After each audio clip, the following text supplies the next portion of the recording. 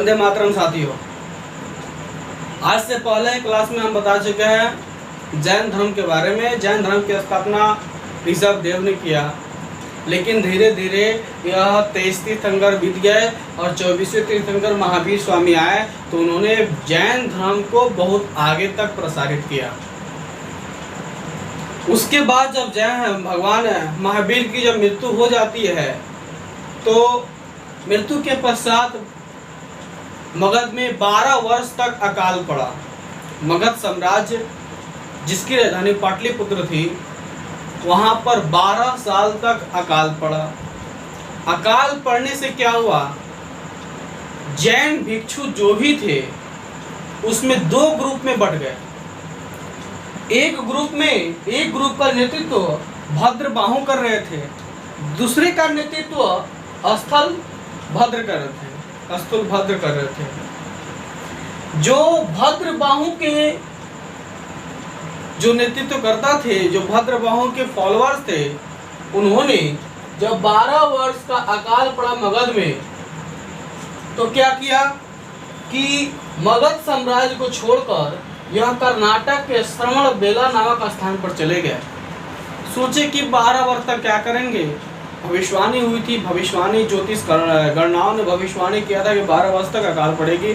जैसे आज के मौसम वैज्ञानिक ने बताते हैं कि बारिश कब होगी, कैसा मौसम रहेगा, उस पर और खगोलीय भी कुछ है जो कैलेंडर देख के हम बताते हैं कि इस समय का हमारी यात्रा शुभ रहेगी, अशुभ रहेगा और मौसम कैसा रहेगा। बहुत सारा चीज हम लोग कैलेंडर से प्राप्त कर सकते हैं और मौसम वैज्ञानिक भी बताते हैं। सेम उसी प्रकार से ज्योतिष गणना के अनुसार पता चला कि 12 वर्ष तक अकाल पड़ेगी मगध में, जो बिहार के पाटलिपुत्र नामक स्थान में है। बिहार के मगध साम्राज्य था मगध, तो मगध में 12 साल तक अकाल पड़ा।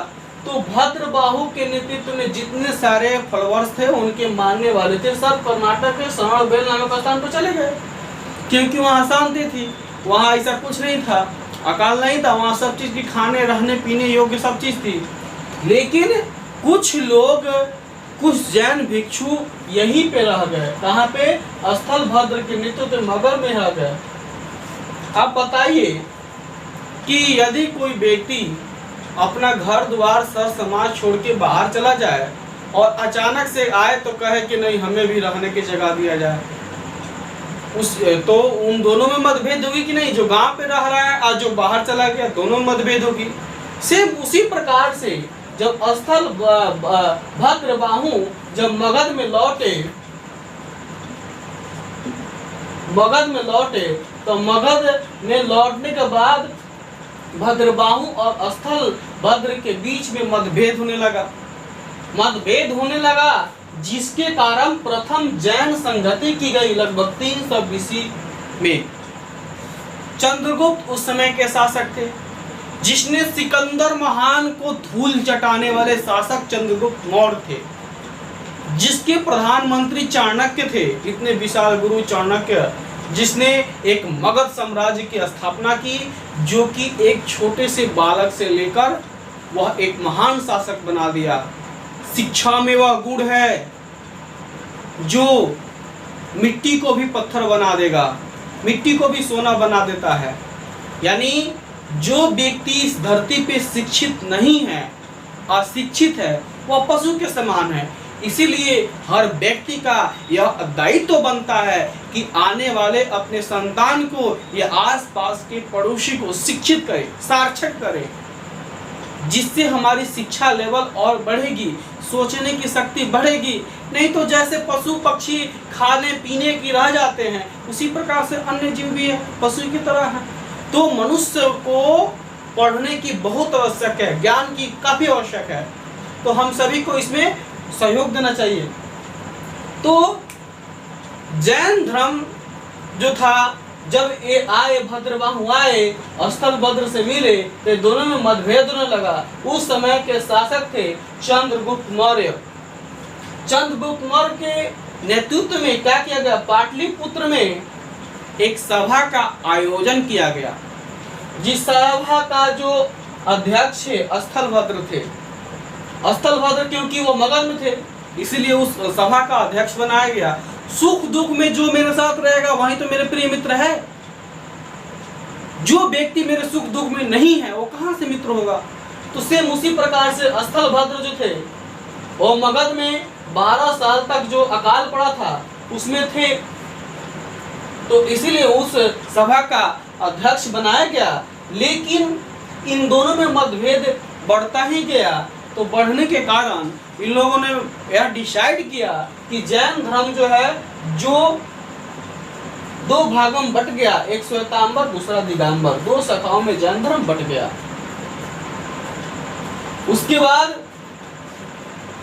दूसरी जैन संगति लगभग 512 एडी में हुई, जिसके क्षमा श्रवण या देवाधि मणिक क्या थे, अध्यक्ष थे। स्थान था वल्ली गुजरात में। परिणाम यह हुआ कि जो भी जैन के ग्रंथ थे उसे लिखा जाने लगा। फिर आगे चलते हैं बौद्ध धर्म। बौद्ध धर्म की स्थापना भगवान गौतम बुद्ध ने किया था। तो बौद्ध धर्म के बारे में जानेंगे। परिचय, भगवान बुद्ध का परिचय। संस्थापक जो गौतम बुद्ध थे, यानी बौद्ध धर्म की स्थापना जो है भगवान गौतम बुद्ध ने किया था। भगवान गौतम बुद्ध का जन्म जो है 563 बीसी में हुआ। देखिए एक चीज आता है जीसस क्राइस्ट, यानी जीसस क्राइस्ट से पहले हम लोग बोलते हैं बीसी, जिसको बोल सकते हैं ईसवी पूर्व, ईसा पूर्व।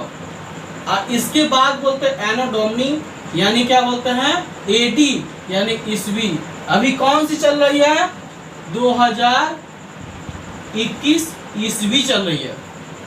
लेकिन भगवान बुद्ध की जन्म कब हुई थी, जीसस क्राइस्ट के जन्म के 563 बीसी में, यानी बिफोर क्राइस्ट के पहले 563 बीसी में। क्या घटते क्रम में आएगा, जीसस क्राइस्ट में 0 होगा, फिर यहाँ से बढ़ते क्रम पे आएगा कहाँ पर 221 तक आ 2021 तक आ जाएगा। अभी तक हम लोग 2021 में चल रहा है, तो ये समझ में आ गई होगी। बीसी कब होता है, एडी कब होता है, ईसा पूर्व कब बोलते हैं, ईसवी कब बोलते हैं। अभी 2021 ईसवी चल रहा है, ठीक है। तो भगवान बुद्ध का जन्म जो था 563 बीसी में हुआ, यानी बिफोर क्राइस्ट, यानी के जन्म से पहले 563 ईसा पूर्व में। कहाँ हुआ, कपिल वस्तु, जिसको पिपराहुआ बोलते हैं, उसके निकट में इनका जन्म हुआ। कहाँ, नेपाल के तराई लुम्बिनी के में हुआ था। कपिल वस्तु राज का नाम था, जो कि नेपाल में पड़ता है। नेपाल में कपिल वस्तु राज्य में भगवान बुद्ध का जन्म हुआ। पिपराहुआ पिपराहुआ इनकी जब माता जा रही थी तब वहां पर क्या हुआ, जन्म हुआ, सौ का प्रसव हुआ। पिपरावा नामक स्थान पर लुम्बिनी साम्राज्य था, राजा, इनके पिता राजा थे जिनका नाम था सुरदोधन, जो कपिल वस्तु के गणतांत्रिक शासकों के प्रधान थे। यह शाक्य जो भी थे, शाक्य गणराज्य के राजा थे। कौन, सुरदोधन, जो भगवान बुद्ध के पिता थे।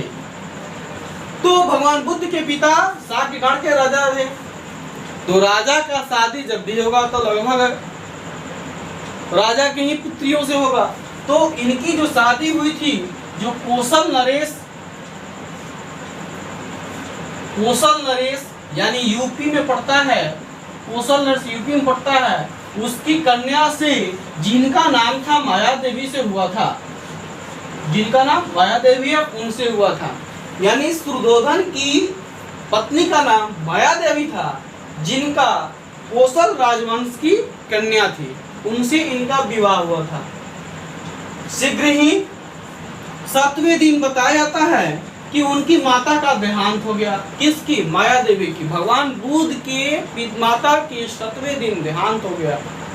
देहांत के पश्चात उनकी मौसी यानी महाप्रजापति गौतमी ने क्या की, उनका पालन पोषण किया। भगवान बुद्ध की पालन पोषण करने का काम प्रजापति गौतमी ने किया।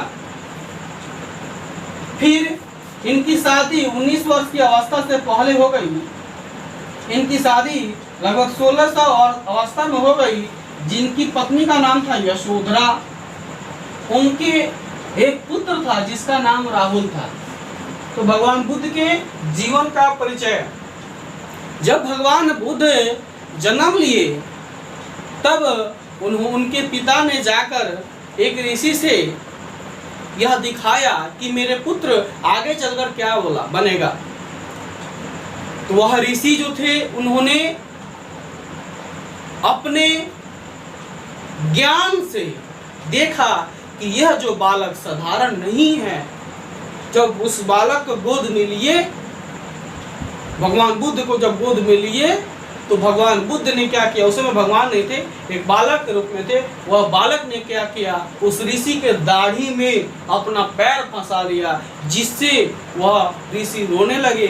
जब उनके पिता सुयोधन पूछे कि क्या हुआ, तो उन्होंने उस ऋषि ने बताया कि यह जो बालक है वह साधारण नहीं है, यह दुनिया को या जीत लेगा, या तो यह बहुत बड़ा शासक बनेगा और नहीं तो यह बहुत बड़ा तपस्वी बनेगा, यानी साम्राज्य बनेगा, नहीं तो तपस्वी बनेगा। अब इनके पिता सोच में पड़ गए, भाई शासक बनेगा तो बहुत अच्छा बात है, हम भी राजा, मेरा बेटा भी राजा, यदि तपस्वी बन जाएगा तो मेरा मान सम्मान का क्या होगा। तो उन्होंने क्या किया कि अपने गुरु से पूछा कि इसका सॉल्यूशन क्या है, क्या देखेगा तो सन्यासी बनेगा। तो उन्होंने बोला यदि मृत व्यक्ति, बूढ़ा व्यक्ति या निरोग व्यक्ति ऐसे वस्तु जब देखेंगे, ऐसे चीज देखेंगे, तो वह सन्यासी की ओर प्रेरित होंगे।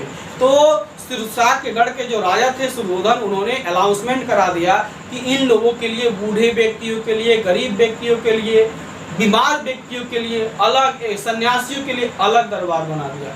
और जो भी अपने जो राजकुल के लोग थे वहां पर हंसी खुशी जवान व्यक्तियों को, सुसज्जित व्यक्तियों को क्या किया, रखा। लेकिन ईश्वर का लिखा क्या मान सकता है, ईश्वर का लिखा कोई काट नहीं सकता है इस दुनिया में। तो क्या हुआ कि एक दिन अपने सारथी के सहयोग से वह जब बाहर घूमने, तो देखे क्या कि कोई बूढ़ा है, भूखा है, कोई क्या है, बीमार है। इस तरह का दृश्य उन्होंने देखा तो उनके मन में यह जिज्ञासा उत्पन्न हुआ कि क्या ऐसे भी लोग होते इस दुनिया में। उसी के खोज में भगवान बुद्ध अपना गृह त्याग किए। गृह त्याग करने के बाद जिसको गृह त्याग किया उसको बोलते हैं महाभिनिष्क्रमण। महाभिनिष्क्रमण कर दिया। बताओ आज की दुनिया में 1 रुपया के लिए लोग मार कर लेते हैं। वह कैसा त्यागी सम्राट होगा, वह कैसा दिल के होंगे जिन्होंने दुनिया के सारे सुख छोड़ दिए और गृह त्याग दिया। दुनिया के सारे ऐशो आराम जो चाहे वह मिल सकता था, उन्हें सारा चीज छोड़ दिया। वस्त्र, आभूषण, सारा प्रिय वस्तु को त्याग करने के बाद उन्होंने गृहस्थ किया, जिसको महाभिनिष्क्रमण करते हैं। आज के दुनिया में यदि किसी का कोई फोन ले ले तो लोग तड़पने लगता है, लोग सोचता है कब ले लो उससे फोन। लेकिन बताओ कैसे भगवान बुद्ध का आत्मा होगा कि उन्होंने क्या किया कि सब कुछ छोड़ दिया। छोड़ने के बाद महाभिनिष्क्रमण, इस प्रक्रिया को महाभिनिष्क्रमण कहते हैं। और 29 वर्ष की अवस्था में घर त्याग दिया। और घर त्यागने के बाद उन्होंने 4 दृश्य को देखा। 4 दृश्य जो है उन्हें प्रभावित किया। पहला है वृद्ध व्यक्ति। उनके मन में आया, हम लोग तो हमेशा देखते रहते हैं कि बूढ़ा व्यक्ति है, दाढ़ी मूंछ पक गए हैं, कमजोर व्यक्ति हो गया है। लेकिन उन्होंने तो देखा नहीं, क्योंकि राजा ने अलग उन लोगों के लिए नगरी बसा दिया था। तो भगवान बुद्ध ने वृद्धा व्यक्ति देखा, यानी बूढ़ा व्यक्ति देखा। दूसरा रोगी को देखा। तीसरा मृतक को देखा, चौथा सन्यासी को देखा। जब वृद्धा व्यक्ति को देखा तब पूछा क्या मैं वृद्धा हो जाऊंगा? तो उन्होंने उनको जो भी मित्र थे बताया कि हाँ, इस दुनिया में जो भी जन्म लिया वृद्धा भी होगा। दूसरा, क्या मैं रोगी भी होऊंगा? हाँ, जो जन्म लिया है उसे रोग भी होंगे, कष्ट भी होगा, दुख भी होगा। क्या मैं भी मर जाऊंगा? हाँ, मैन इज इमॉर्टल, यानी दुनिया की जो भी जीव है, लिविंग थिंग इज इमॉर्टल, यानी जो भी लिविंग थिंग है सब मॉर्टल है, मरेंगे। सन्यासी देखा तो सन्यासी से पूछा तुम क्या कर रहे हो? तो उन्होंने पूछा कि मैं कुछ नहीं, मैं ज्ञान की तलाश में भटक रहा हूँ, मैं ज्ञान चाहिए मुझे कि इस दुनिया में हो क्या रहा है। तब उनको समझ में आया इस सारे जड़ जो है, सारे प्रश्नों का जड़ हमें ज्ञान से मिलेगा, नहीं संन्यास जीवन से मिलेगा। तब उन्होंने जाकर संन्यास जीवन को ग्रहण किया। और ग्रहण करने के बाद क्या हुआ कि जैसे घर त्यागे, ज्ञान प्राप्ति की बात करते हैं, जैसे घर त्यागे तो उन्होंने अलार कलाम नामक एक गुरु से दीक्षा ली। संन्यास काल में दीक्षा प्राप्त करने के बाद दूसरे गुरु थे रुद्रक रामपुर, यह दूसरे गुरु थे, इन्होंने भी दीक्षा दिया। अब उन्होंने अब देखिए क्या हुआ, जब यह ज्ञान की प्राप्ति हो गई, जब इन्होंने दोनों गुरुओं ने अपना जितना सारा वैदिक ज्ञान थे सब दे दिए, उनकी मन में लगा कि नहीं, अभी हम संपूर्ण नहीं हुए। तो उन्होंने क्या किया, निश्चय किया कि हम पैदल इस दुनिया को भ्रमण करेंगे और ऐसे जगह पर जाएंगे जहां कोई इंसान से मुलाकात ना हो। क्यों नहीं, कि यदि वह हमारे जीवन के लिए भोजन दे सकता है, पानी दे सकता है। ऐसे कठिन तपस्या करते हुए जाने लगे, धीरे धीरे धीरे दुबले पतले हो गए, उनके शरीर ही बची थी, सिर्फ हाड़ ही बची थी, मांस लगभग खत्म होने की कगार पर थी। तब तक वह पहुंच गए बोध गया में, भूखे प्यासे कैसे जैसे तैसे वह धीरे धीरे जाने लगे। जैसे ही पहुंचे कहा भगवान बुद्ध बोध गया में निरंजन नदी के तट पे, तो लगभग वह कमर के हिसाब से वह पानी थी। उस पानी को पार करने के लिए भगवान बुद्ध प्रयास किए। वह तो भूखे प्यासे ज्ञान की भटकते तलाश में जैसे जैसे आगे बढ़ते गए, दुबले पतले होते गए, लेकिन जैसे निरंजना नदी को पार करने का प्रयास किया, वैसे ही उनकी जैसे ही बीच धार में गए, बीच में नदी के बीच में गए, उनको लगा कि अब हमसे नदी पार नहीं होगा। तो अब तक उन्होंने एक पेड़ था नदी के किनारे, पेड़ को डाली लटकी हुई थी, उस डाली को पकड़ लिया और पकड़ने के बाद कुछ समय के लिए ध्यान दिया। और ध्यान देने के बाद अचानक से उनके शरीर में एनर्जी आई और उसी सहारे वह पकड़ के पार हुए, निरंजना नदी को पार हुए। और वहीं पर एक पीपल वृक्ष था, पीपल वृक्ष के नीचे बैठ गए और कठोर तपस्या करने लगे। क्या करने गए, उसी तट पे कठोर तपस्या करने लगे। और 35 वर्ष की आयु में वैशाख पूर्णिमा के दिन बोध गया में पीपल वृक्ष के नीचे, वह वृक्ष था पीपल का, उसी वृक्ष के नीचे उन्हें ज्ञान, संपूर्ण ज्ञान की प्राप्ति हुई। जब उन्होंने लगा कि नहीं, अब हम सब चीज जान गए हैं, तब उन्होंने क्या किया, तब तपस्या करने लगे। तो गांव के आसपास के लोग उन्हें देखने लगे। डेली आज तो हमारे हर घर में नल है, चापाकल, हैंडपंप है, इत्यादि से पानी नहीं जरूरत है। लेकिन पहले जमाने में, प्राचीन काल में लोग नदी से, कुआं से पानी का प्रयोग करते थे। तो सारे लोग जब नदी पे आए तो देखे कि ये कोई तपस्वी बैठ के तपस्या कर रहा है। इस तरह लोग रोज डेली देखने लगे। डेली देखने के बाद उनको धीरे धीरे क्या होने लगा, अभ्यास होने लगा कि बहुत दिव्य व्यक्ति है कि कितना दिन से नहीं खाया पिया है। देखिए, खाने पीने की जो बात है, हमारे शरीर को चलाने के लिए सिर्फ खाना पीना चाहिए, और मन को चलाने के लिए बहुत कम भोजन की आवश्यकता पड़ती है। तो इन्होंने क्या किया, तब क्या हुआ कि जब उन्हें ज्ञान की प्राप्ति हुई, जिससे आसपास बहुत सारे लोग एकत्रित हो गए वृक्ष के नीचे, उन्हें ज्ञान की प्राप्ति हुई, जिस जिसे संबोधि कहा गया है। जब ज्ञान की प्राप्ति होगी उसे उस प्रक्रिया को संबोधि कहा गया है। संबोधि की बोध हो गई। अब उन्होंने जब देखे कि जब ज्ञान की प्राप्ति, आसपास बहुत सारे व्यक्ति थे, जिसमें से सुजाता नाम की एक लड़की जब आंख खोले तो सामने थी और सारे व्यक्ति थे, तो बोली कि मैं आपकी क्या सहायता कर सकती हूँ। तो उन्होंने बोले क्या कि जाओ कुछ बना के लाओ, खाते हैं फिर बातें करते हैं। तो गई और खीर बना के लाई, खीर बना के खाए और अपना क्या किए, उपवास तोड़े।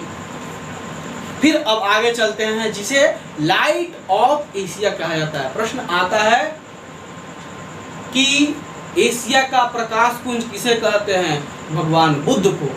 यानी कि उन्होंने पूरी एशिया में अपनी ज्ञान की प्रकाश फैला दी। अब आगे चलते हैं।